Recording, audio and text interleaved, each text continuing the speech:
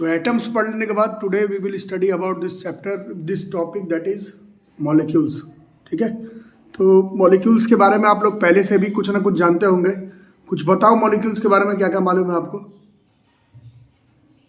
बोलो बच्चों। तो एटम क्या सीखे, एटम आप लोग क्या सीखे।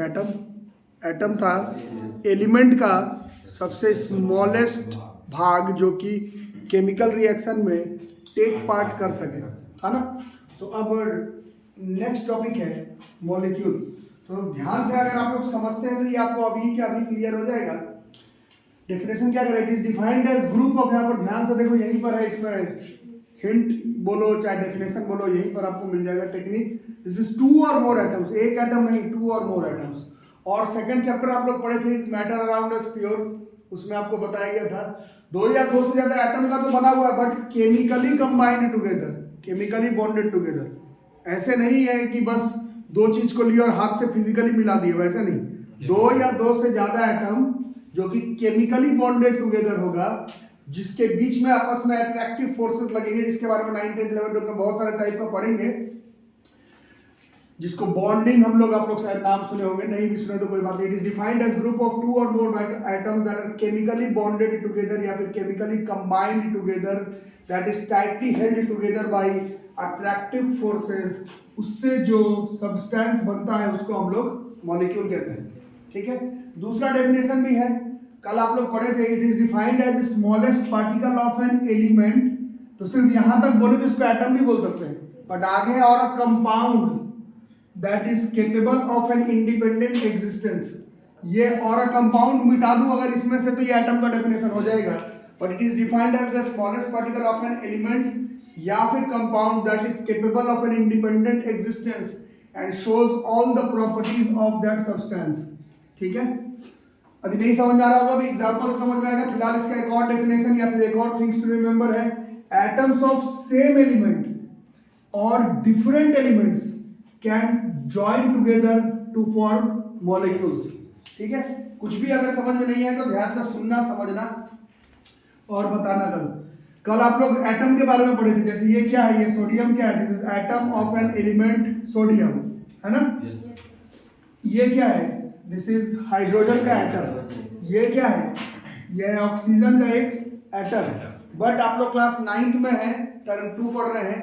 ऑक्सीजन का एग्जिस्टेंस आप लोग बहुत बार पढ़ चुके हैं 9th क्लास तक आते आते। ऑक्सीजन किस फॉर्म में आज तक आपको केमिस्ट्री में दिखा है कभी भी? केमिस्ट्री में जब गैस तो ठीक है, चलो गैस ठीक है, लिखते समय ऑक्सीजन किस फॉर्म में लिखते हो? आज तक बहुत जगह पर कभी छोटा मोटा कहीं ना कहीं लिखे होंगे, किस फॉर्म में लिखते हो? O2 लिखते हो। देखो अभी आप खुद बता रहे, मैं तो बताया नहीं, आप खुद बता रहे, है ना। सोडियम को लिखते हो तो सोडियम ही लिखते हो, बट ऑक्सीजन जहां पर भी लिखे हो आज तक तो वो O2 लिखे हो। इसका क्या मतलब हुआ कि ऑक्सीजन का दो एटम साथ में केमिकली कंबाइंड टुगेदर हो करके जिस सब्सटेंस का फॉर्मेशन किया, वही है मॉलिक्यूल जो आप आज पढ़ने वाले हैं। इसमें ये ऑक्सीजन का एक एटम है, बट आप खुद बोल रहे हैं कि ऑक्सीजन ऐसा नहीं मिलता धरती पर। ऑक्सीजन किस फॉर्म में मिलता है? इस फॉर्म में। तो यहाँ पर क्या हुआ, दो ऑक्सीजन का एटम केमिकली कंबाइंड टुगेदर हुआ और फ्रीली एग्जिस्ट किया, इसी को हम लोग मॉलिक्यूल कहते हैं।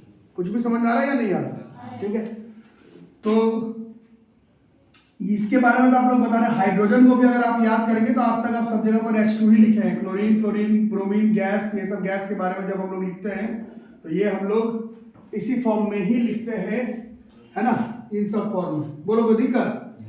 और भी है, अभी हम लोग लिखेंगे, बट और समझने के लिए बात करो। पानी का डेफिनेशन, पानी का फॉर्मूला बताओ।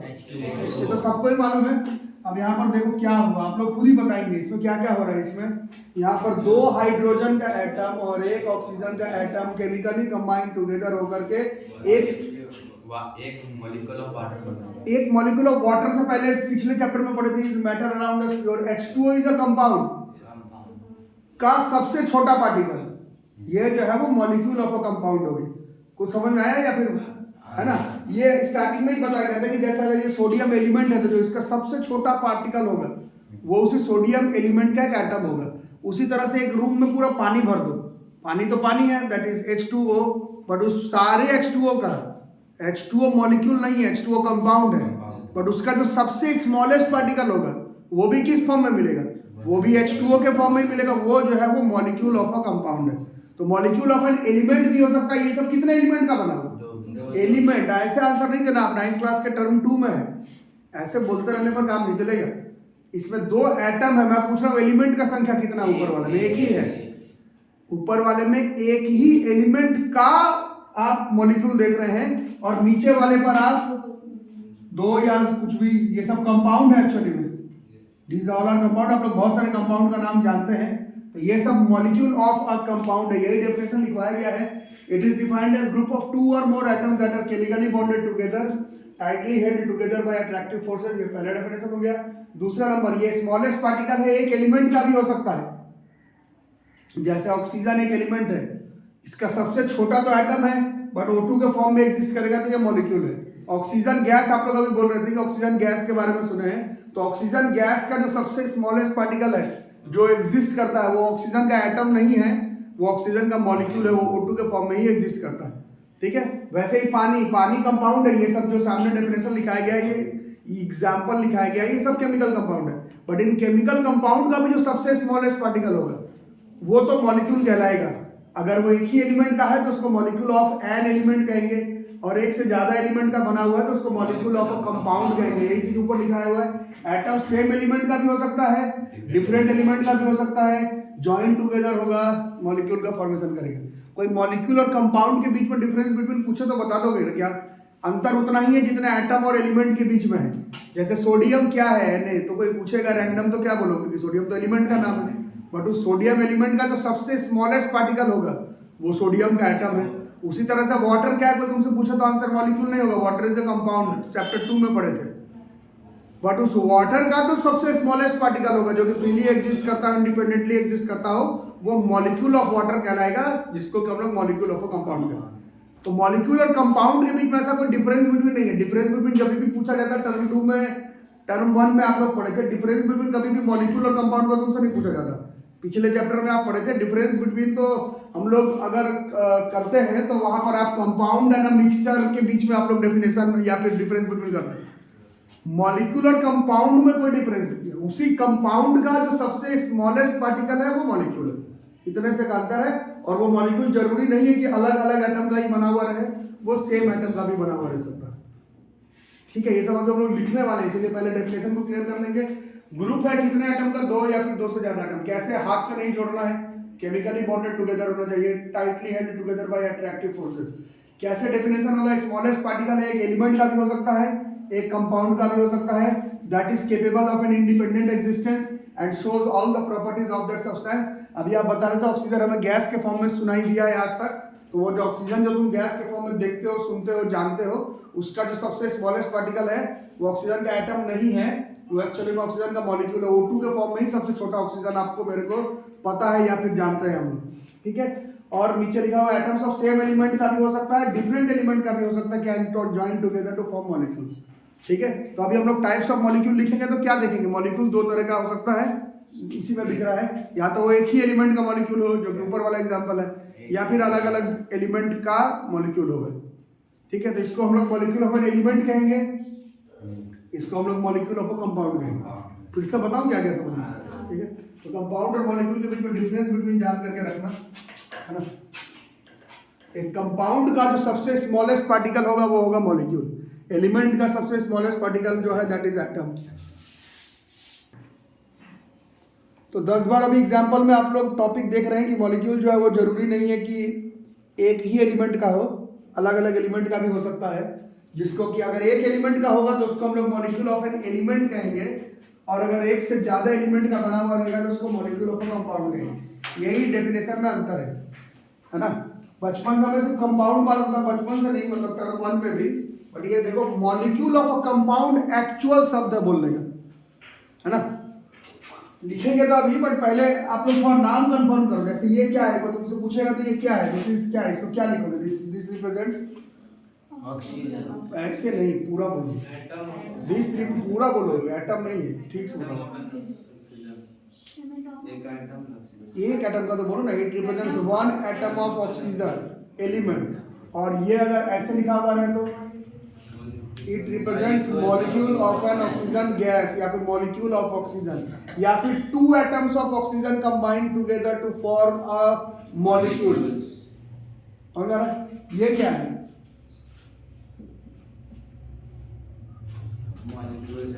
One molecule of water. बोलने में इतना शर्म क्या है? This is one molecule. ये H2O एक कंपाउंड है। H2O is a chemical compound, but board पे जो लिखा हुआ है सिर्फ एक मॉलिक्यूल ऑफ H2O लिखा हुआ है।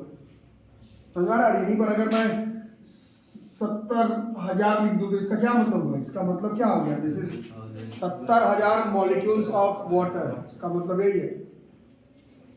समझ आ रही बात? तो कम से कम मॉलिक्यूल और मॉलिक्यूल ऑफ कंपाउंड के बीच में डिफरेंस बिटवीन क्लियर हो रहा है कि नहीं हो रहा? ठीक है, तो केवल कंपाउंड तो जानते ही थे। मॉलिक्यूल ऑफ अ कंपाउंड का मतलब एक बार और मैं बताता हूँ। इस रूम में पूरा पानी भर देंगे, पूरा रूम में पूरा पानी भर देंगे, तो किस चीज से भरे? तो पानी से। वो वाटर क्या? वो कंपाउंड है। पूरे रूम में पानी है, इसका जो सबसे स्मॉलेस्ट पार्टिकल होगा वो भी तो पानी ही होगा ना। वो जो होगा वो होगा मॉलिक्यूल ऑफ वाटर। इतने से का डिफरेंस है। ये पूरा क्या है? अगर ये सोडियम होता तो ये पूरा सोडियम का एलिमेंट है।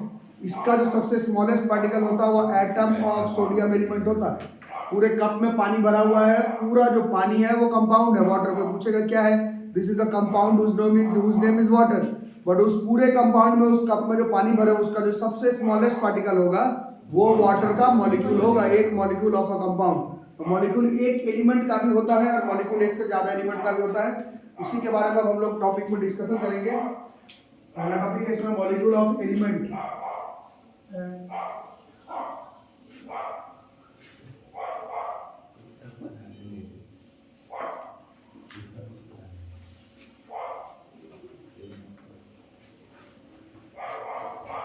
नाम से ही पता चल रहा है molecule of element. Definition: molecule of an element are constituted by same type of atoms.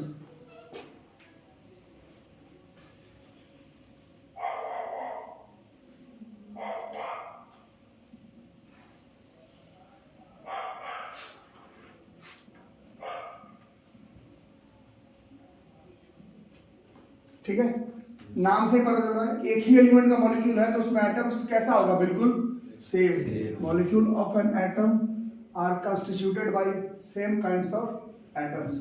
ठीक है, लिख लिया क्या? अब इसमें बहुत सारा एग्जांपल जाएगा, ध्यान से देखोगे। फॉर एग्जांपल,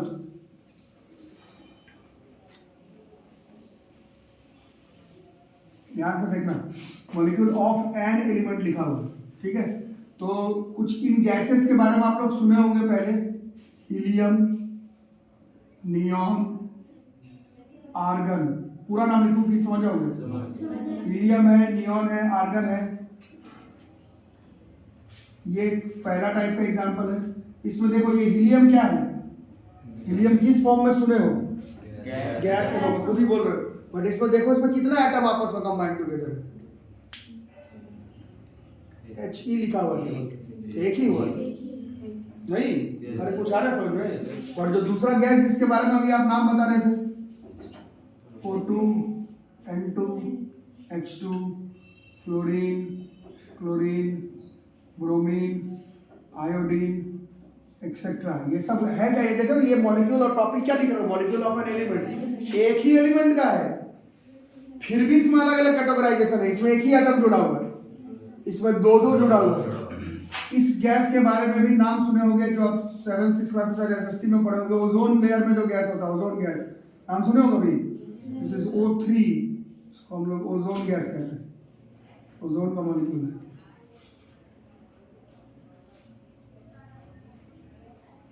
ठीक है, कुछ समझ में आ रहा है कि नहीं आ रहा है? इसके बाद है P4, ये फास्फोरस का मॉलिक्यूल है।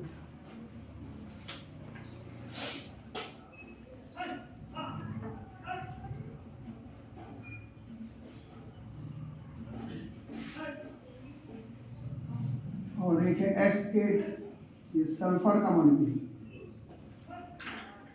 ये सब एग्जांपल, किस चीज का एग्जांपल लिख रहे हो?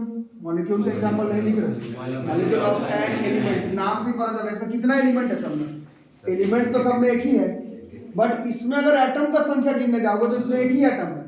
इसमें दो दो एटम केमिकली कंबाइंड टुगेदर, इसमें तीन तीन एटम। ये सब मॉलिक्यूल ऑफ एन एलिमेंट ही है, ये सब मॉलिक्यूल के फॉर्म में ही है, ये सब का सब मॉलिक्यूल के फॉर्म में ही है, बट इसमें एक ही एटम आपस में कंबाइंड टुगेदर हो रहा है, इसमें दो दो एटम आपस में कंबाइंड टुगेदर हो रहा है, इसमें तीन तीन एटम आपस में कंबाइंड टुगेदर हो रहा है, इसमें चार चार एटम आपस में कंबाइंड टुगेदर हो रहा है, इसमें आठ आठ एटम आपस में कंबाइंड टुगेदर हो रहा है।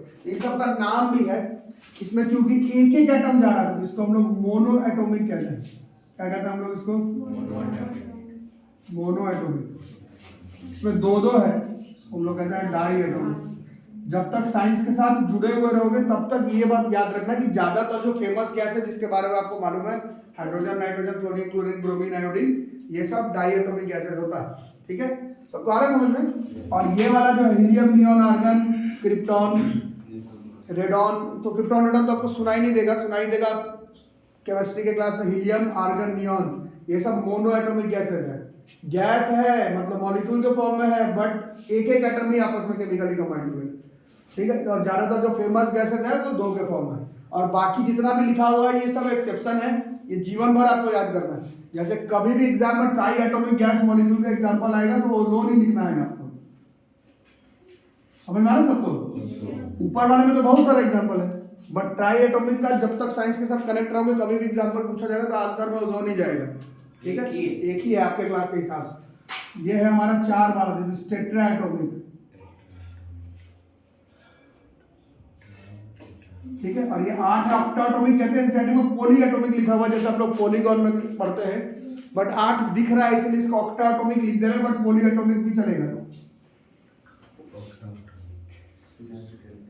कुछ समझ में आ रहा है कि बाउंस कर रहा है?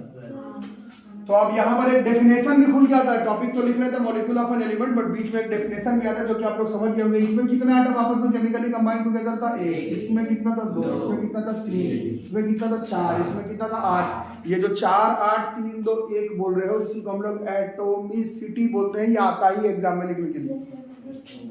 ठीक है, तो इसमें बीच में एक टॉपिक आ गया एटोमिसिटी। डेफिनेशन से ही पता चल रहा है क्या है। नंबर ऑफ एटम्स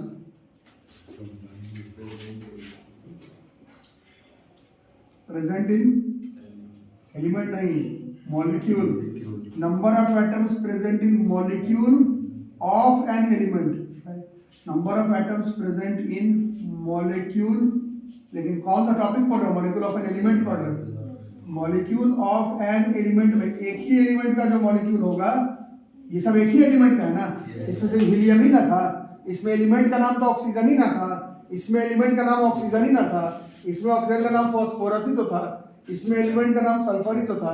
एक ही एलिमेंट का है, बट एटम अलग अलग तरह से केमिकली कंबाइंड टुगेदर है। Number of atoms present in molecule of an element is called atomicity, it's atomicity.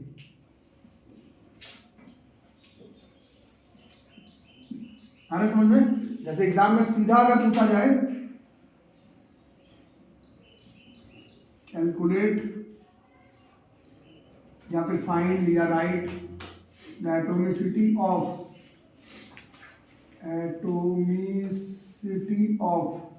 कुछ क्वेश्चन अगर दे देते हैं, जैसे पहला नंबर पर लिया रहेगा फ्लोरीन, इसका एटोमिसिटी क्या हो जाएगा आंसर?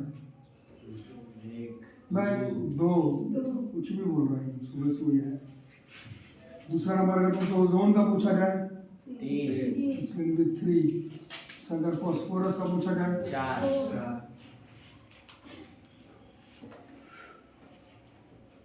उसे अगर पूछा जाए सल्फर का 8, ये एटोमिसिटी है। तो उसे अगर हीलियम गैस का पूछा जाए 1 तो 1 हो जाए। बोला रहे समझ में? तो ये कॉन्सेप्ट है आज टॉपिक। अभी तो और भी पढ़ना है अभी, पर फिलहाल मॉलिक्यूल का डेफिनेशन देख लिए। मॉलिक्यूल दो तरीके का होता है, नाम से ही दिख रहा है। अगर एक ही एलिमेंट वाला हो तो उसमें उतना टॉपिक है। अभी एक से ज्यादा एलिमेंट वाला होगा तो उसको मॉलिक्यूल ऑफ एन एलिमेंट तो नहीं बोल पाओगे, उसको मॉलिक्यूल ऑफ अ कंपाउंड बोलना पड़ेगा। तो उसके बारे में अभी लिखते हैं, पहले इसको लिखिए।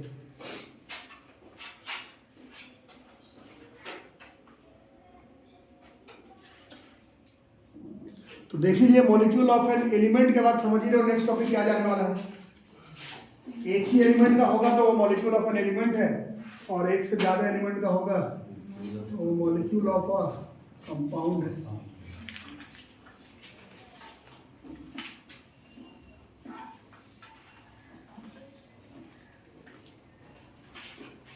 डेफिनेशन तो कुछ नहीं है बट लिखना पड़ेगा, तो क्या लिखेंगे, atoms of different elements.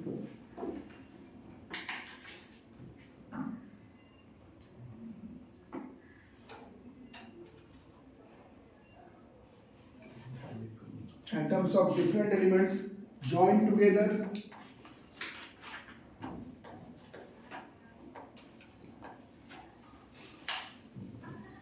in definite proportions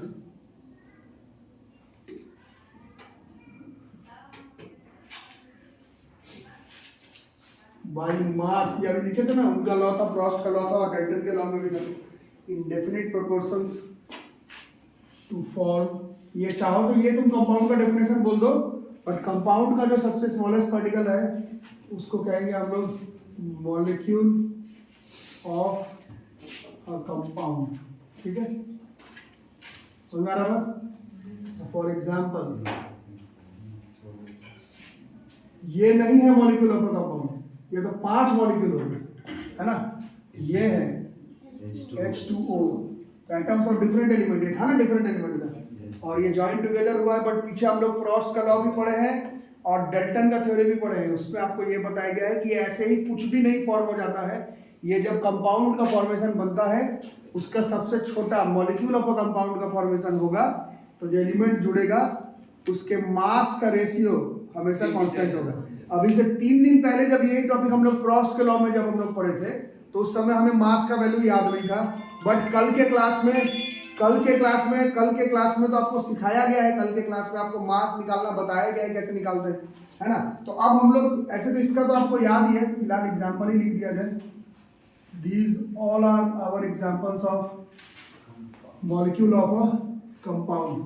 ठीक है, these all are examples of molecules of a compound.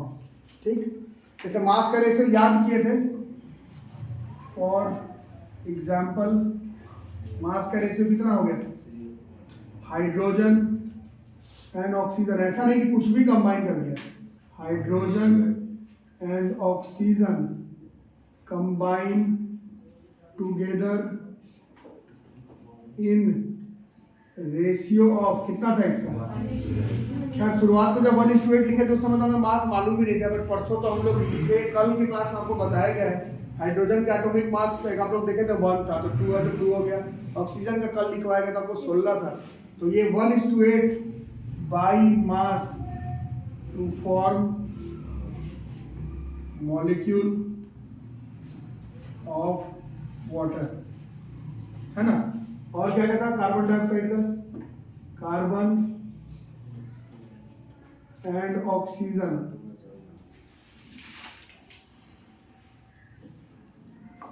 Combine together in ratio of, इसका कितना था 3:8 था ना। नहीं भी याद है, पहले तो याद करवाएगा था, आप मान लो चलो 2 दिन पहले का क्लास भूल भी गए, तो कल तो आपको मास लिखवाया गया ना। कार्बन का था 12, ऑक्सीजन का था 16, बट CO2 है तो हो गया 32। 12 और 32 का रेशियो अगर आप निकालेंगे तो 3:8 जाएगा। Carbon and oxygen combine together in the ratio of 3:8 by mass to form molecule of carbon dioxide. ठीक है, तो बोलने के लिए तो एटॉमिसिटी वर्ड जो है वो एज अ डेफिनेशन अगर किताब में देखोगे तो एटॉमिसिटी लिखता है number of atoms combined to form a सिर्फ मॉलिक्यूल लिखा हुआ है, बट एक्चुअली में आपसे एग्जाम में मॉलिक्यूल ऑफ एन एलिमेंट वाले में ही एटॉमिसिटी वर्ड पूछा जाएगा। इन सब में आपको एटॉमिसिटी वर्ड नहीं पूछा जाएगा। इसमें एटम का संख्या भले पूछा जा सकता है, बट एटॉमिसिटी वर्ड जनरली इस्तेमाल जहां पर होता है वो मॉलिक्यूल ऑफ एन एलिमेंट का टॉपिक होता है।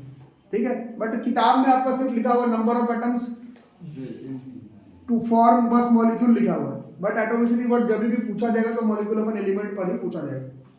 ठीक है, देयर आर मेनी एग्जांपल्स जिसके बारे में आपको मालूम है। Ammonia is a very famous gas NH3, तो 2 दिन पहले आपको बोला जाता है NH3 तो आप नहीं बता पाते, बट अब आप जान रहे हैं नाइट्रोजन की मास होती है। कल लिखवाया था कितना मास बता था नाइट्रोजन का, बोला था याद करके आने, कहाँ पीछे देख रहे हो, याद करके आने के लिए बोला गया था, कितना था याद नहीं, केमिस्ट्री करोगे पीछे देखते रहोगे तो नहीं काम चलेगा। और हाइड्रोजन का तो सबको मालूम है 1 है, तो NH3 में कितना हो गया, नाइट्रोजन का हो गया 14, हाइड्रोजन का हो गया 3, तो नाइट्रोजन और hydrogen combine in the ratio of 14:3 by mass to for molecule of ammonia. इसको भी हम लोग लिखेंगे। फेमस गैस है NH3 का, नाइट्रोजन एंड हाइड्रोजन